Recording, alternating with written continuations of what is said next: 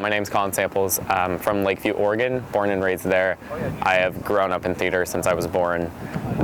My connection with it is my parents owned a movie theater for 24 years. It's the Aldrin Movie Theater.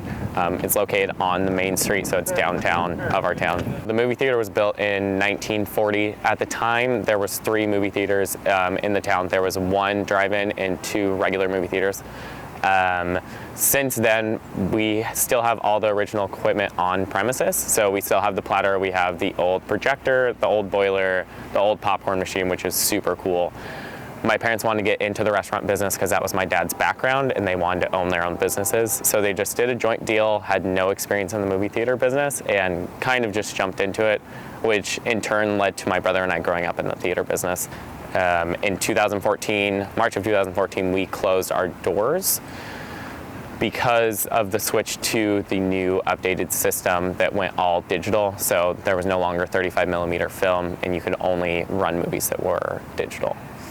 I kind of found out there was a lot of bad things going on with my parents' theater about 3 years ago. So I was in my first year of college. My parents called me and they just kind of said, you know, we wanted to give you a heads up.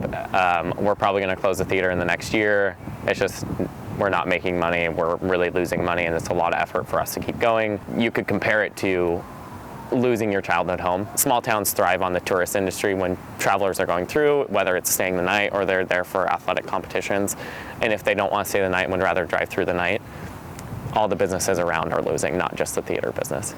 I've always thought about maybe if the small theaters kind of banded together and had a website where it was like you listed all the regions and you could see like all the old movie theaters that are still in use there, and you can say like what's the history of them, when was it built, if they're still playing current movies or if they've turned into shows, just because the small theater business is a lot different than the big theater business such as AMC and Wiroll.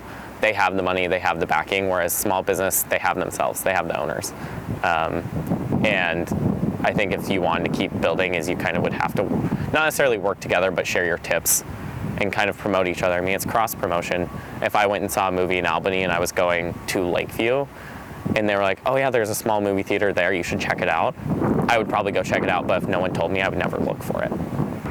There's just something about not the camaraderie, but the community that's there and the people who are really interested in it and the ones who love the theater business and love just going and talking to people that just really keeps you going back and makes you feel like you're at home.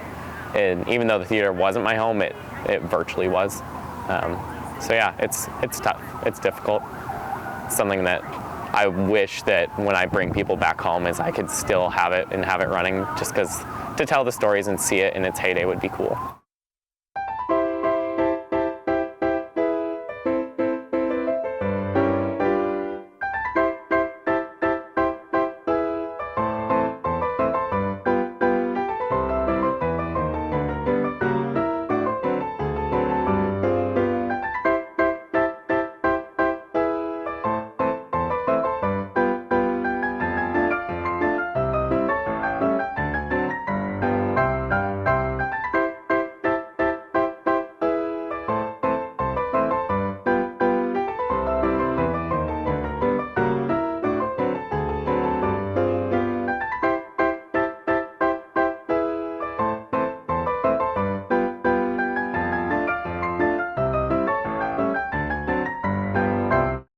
My name is Steve Swanson. I live in Springfield now, but I grew up in Roseburg, Oregon. Essentially, my passion for theater started in 1997. The Starlight Drive-In Theater down in Roseburg closed on a week's notice, and I was living here at the time, so I didn't go down that last chance to see the theaters. One thing led to another, and by 2000, I was ready to make the next step in terms of going to these theaters and trying to document as many as I could. Curiosity, fascination turned into an obsession. In terms of the general theaters that are still open or still standing, a lot of them I think have historical significance. They were built to last. The theaters now, the biggest problem for them is they need to convert to digital to stay open as a movie theater. Unfortunately, the theaters, either as a multiplex, corporation owned or independently owned, they don't qualify for your standard financing at a bank. They're considered a high risk investment. So you just can't go down. If you wanted to buy a theater, say, I want to buy this theater from Jane Smith. Well, the bank's going to say, can't happen. You have to have a lot of capital to own a theater outright, as well as have the $100,000 or so to convert from film to digital. And if you're taking over a multiplex, 4 screens or 5 screens, that's going to be times 5 just to get all your screens going and staying viable.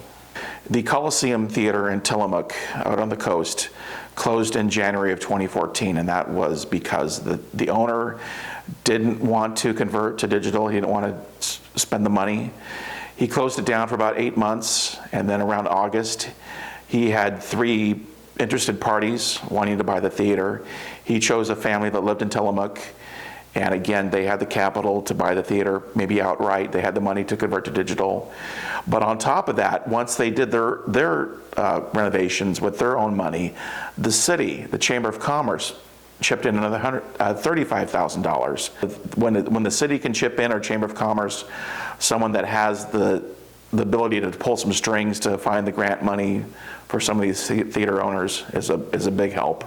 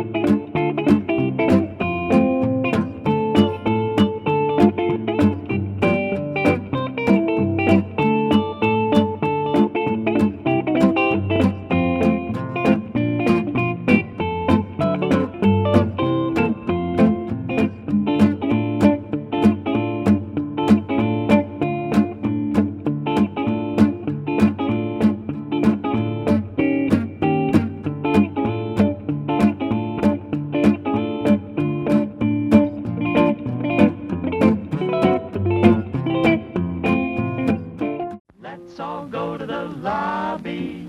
Let's all go to the lobby. Let's all go to the lobby to get ourselves a treat.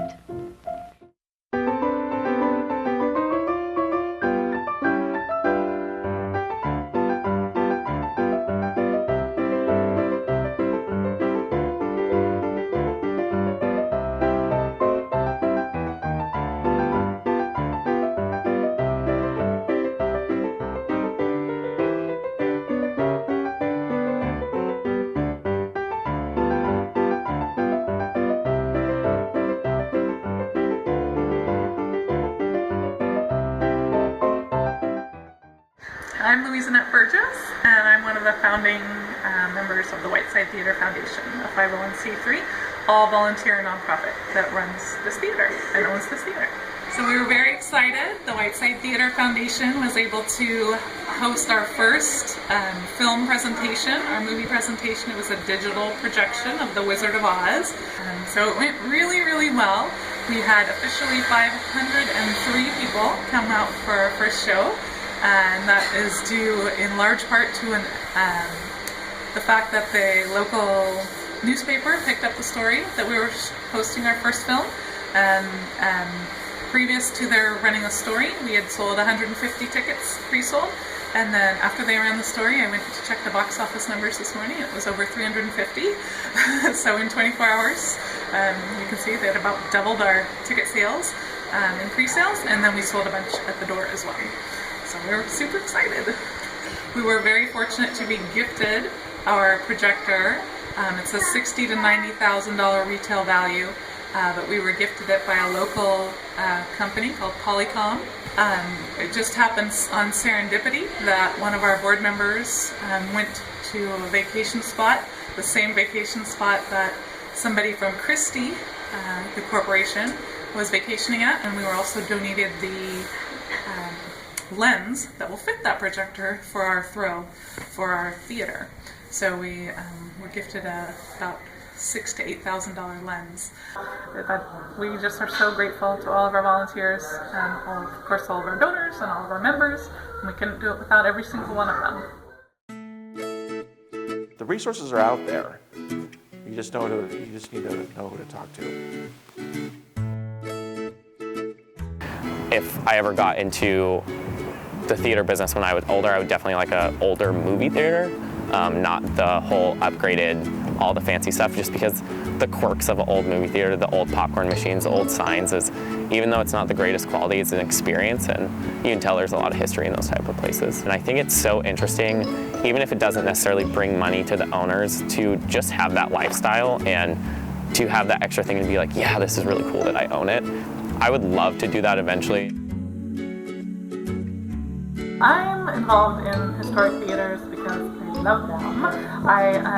When I was a little girl, probably about 6 or so, my dad was restoring the Strand Theater in Shreveport, Louisiana, and so I would hold the flashlight while he was rewiring different sections of the building, and so for a long time all I could see of this beautiful historic movie palace was just little tiny pieces of it, and then when they were nearing completion, then finally they were able to turn the power back on, and it just blew me away, and I fell in love with all things historic theater from then on, and I'm deeply passionate about them.